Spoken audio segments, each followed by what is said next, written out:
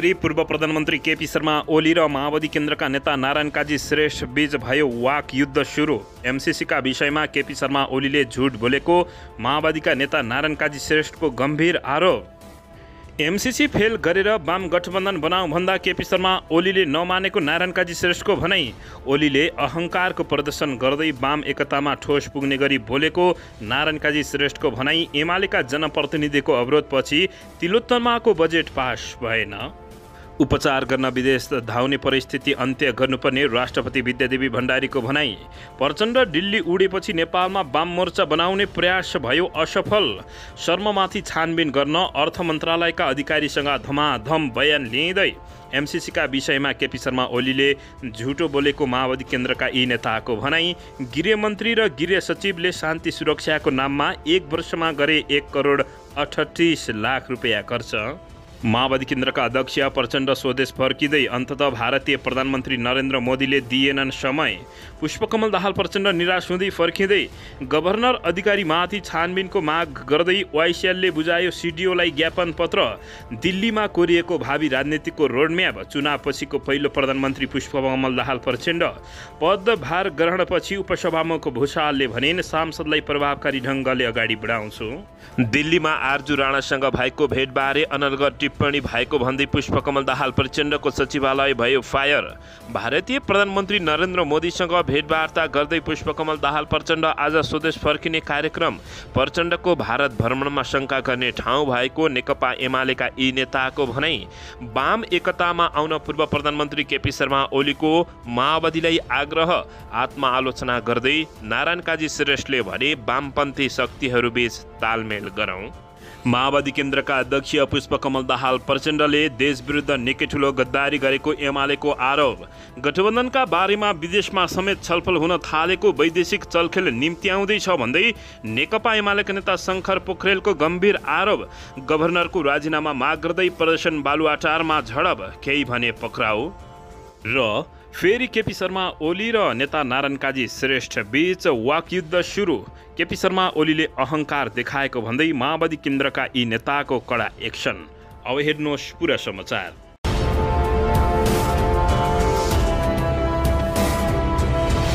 दर्शकबिन नमस्कार। तपाईहरू यति बेला युवा नेपाली युट्युब च्यानल हेर्दै हुनुहुन्छ। दर्शकबिन यदि हाम्रो च्यानल युवा नेपालीसँग अझै पनि सब्सक्राइब गरेर जोडिनु भएको छैन भने सब्सक्राइब गरी जोडिनुहोला। साथै सँगै रहेको बेल आइकनलाई दबाउन पनि नभुल्नुहोला। दर्शकबिन तपाईहरूले हामीलाई कहाँदेखि हेर्दै हुनुहुन्छ? देशदेखि हेर्दै हुनुहुन्छ या विदेशदेखि हेर्दै हुनुहुन्छ? यदि रेगुलर हेर्नुहुन्छ भने रेगुलर र पहिलोपटक हेर्दै हुनुहुन्छ भने पहिलोपटक भनी कमेन्ट बक्समा कमेन्ट गरी हाम्रो मेहनतको लागि एउटा सानो लाइक गर्न पनि नभुल्नुहोला।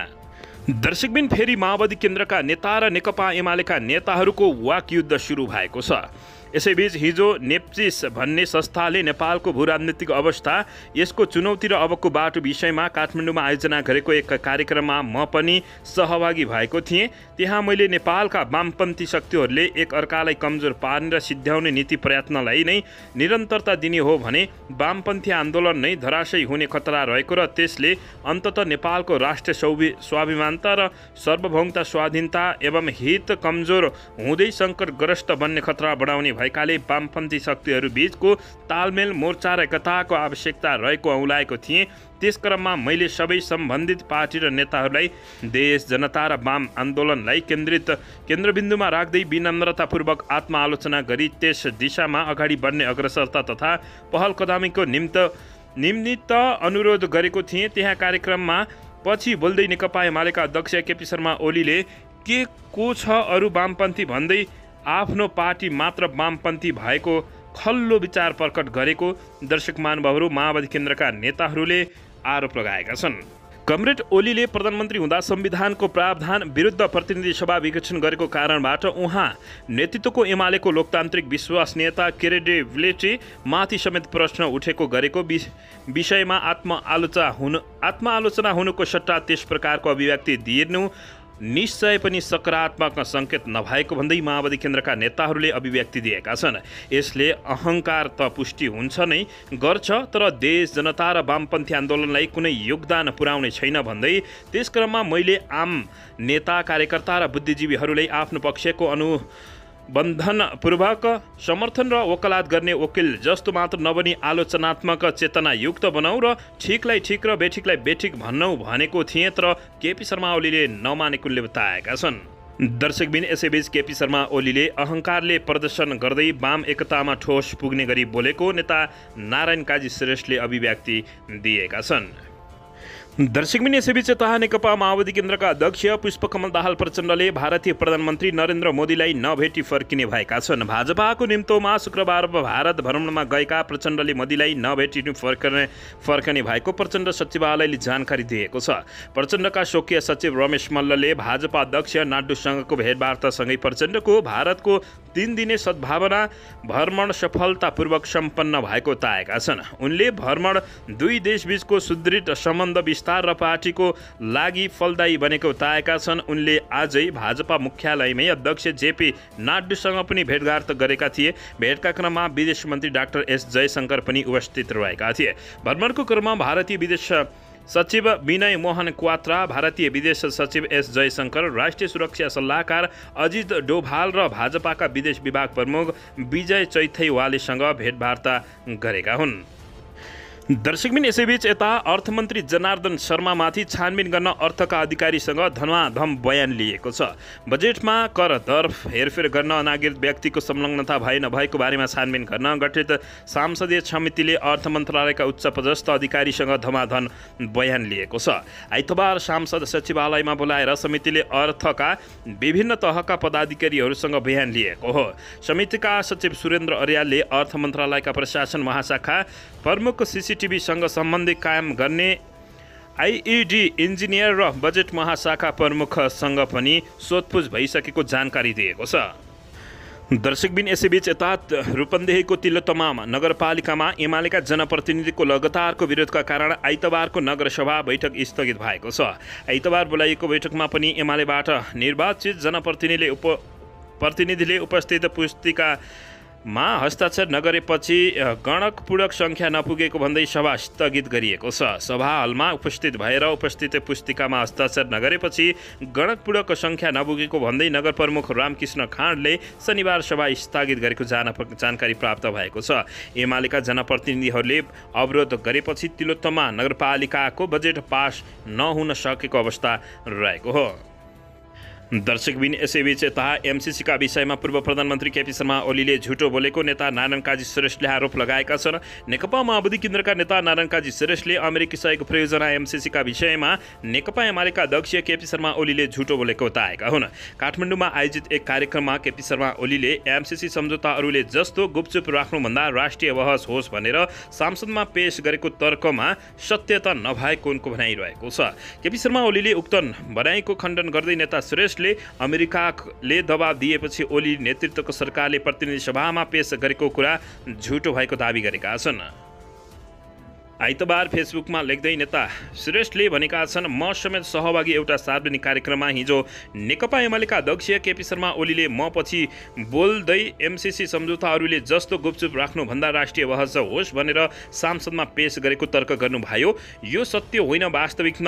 वास्तविकता यस्तो छ, एमसिसी सम्झौतालाई त्यसमा समावेश गरिएको प्रावधान अनुसार नेपालको घरेलु ऐनभन्दा माथिल्लो हैसियतमा राख्ने नेपालको सन्धि ऐन अन्तर्गत प्रतिनिधि सभा पारित गर्नुपर्ने आवश्यक भएकाले एमसिसी अमेरिकाले सम्झौतामा हस्ताक्षर गर्दा क्षणदेखि नै सांसदबाट अनुमोदनका लागि दबावसहित अनुरोध गर्दै आएको थियो, तर त्यो सम्भव भइरहेको थिएन। पछिल्लो पटक केपी शर्मा ओली प्रधानमन्त्री भएपछि एमसिसी अमेरिकाले सांसदबाट अनुमोदन गर्नका लागि नेपाल सरकारलाई औपचारिक पत्र पठायो र केपी शर्मा ओलीले सांसदबाट अनुमोदन गर्नका लागि प्रक्रिया अगाडि बढाएको उनले बताएका छन्। दर्शकबिन अन्ततः नेकपा माओवादी केन्द्रका अध्यक्ष पुष्पकमल दाहाल प्रचण्डलाई निकै गम्भीर आरोप लागेको छ। यसैबीच गठबन्धनका बारेमा विदेशमा छलफल हुन थालेको भन्दै वैदेशिक चलखेल निम्त्याउँदैछ भन्दै नेकपा एमालेका नेता शङ्कर पोखरेलले माओवादी केन्द्रका अध्यक्ष पुष्पकमल दाहाल प्रचण्ड र प्रधानमन्त्री देउबाकी पत्नी आरजु राणालाई गम्भीर आरोप लगाएका छन्। नेकपा एमालेका महासचिव समेत रहेका शङ्कर पोखरेलले गठबन्धनको भविष्यका विषयमा बाहिर विदेशमा छलफल हुन थालेको भन्दै यसले वैदेशिक चलखेल निम्तिएको बताएका छन्। आइतबार प्रेस चौतारी नेपाल गण्डकी प्रदेशले पोखरामा गरेको पत्रकार सम्मेलनमा बोल्दै उनले यस्तो बताएका हुन्। यसले नेपालको राजनीतिक मान्यता अलि खण्डित गरेको बताउँदै उनले भने गठबन्धन कायम राख्ने कि नराख्ने भन्ने पनि बाहिर गएर निक्रियौली हुन थालेको छ।